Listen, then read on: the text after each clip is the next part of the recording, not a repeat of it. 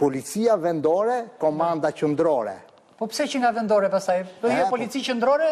Po më mirë ti marri gjitha, po më mirë. Me rroba vendore. Me rroba vendore dhe me uniforma vendore. Shikoj, ka qenë një debat i kahershëm në. Po çka ka ndodhur me policinë vendore? Ku qëndron shqetësimi juaj? Shqetësimi qëndron tek fakti që komanda e policisë bashkiake pra tashmë, është Nuk është me bashkia? Nuk është e bashkia, është qeveria, tek ministria.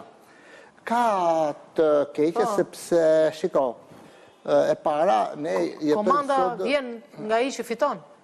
Jo, po mund të ketë ka fitu dhe kryetari bashkisë, në fakt. Bin nga parimet, në fakt, ne kemi sankcionuar në Kartën Evropiane të Qeverisjes Vendore, në kushtetut, në legislacionin për qeverisjen vendore, detyrat dhe përgjegjësitë e bashkisë i bën bashkia, sepse po kjo qeveri, po këto ligjvënës e kanë transferuar dhe kanë thonë, ky është instrumenti jot për të ekzekutuar vendimet tuaja, merre, komandoje, kontrolloje, ushtro pushtetin me këtë. Tashmë çfarë i duhet qeverisë të marri këtë lloj kontrolli, pra parimi i decentralizimit, i ndërhyrjes së njërit pushtet tek pushteti tjetër, pastaj ajo që në Shqipëri është e rëndomt që ndodh në fakt, lidhet me faktin e instrumentalizimit politik që mund t'i bëhet kësaj bashkie. Tashmë kemi një rast, kjo gota është këtu.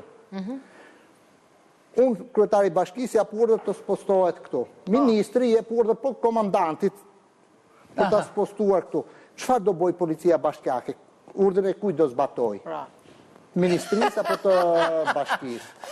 Ja ka fare e thjeshtë. Që ka fantastike, që ka si ato shprehje shqiptare që thon dele dash. Edhe dele dhe dash në të njëjtën kohë. Dele dhe dash ka dhe shprehje të tjera. Ka të tjera, po pra në këtë as mish as peshk. As mish as peshk. Po çai bie tjetë kjo? Frudeti?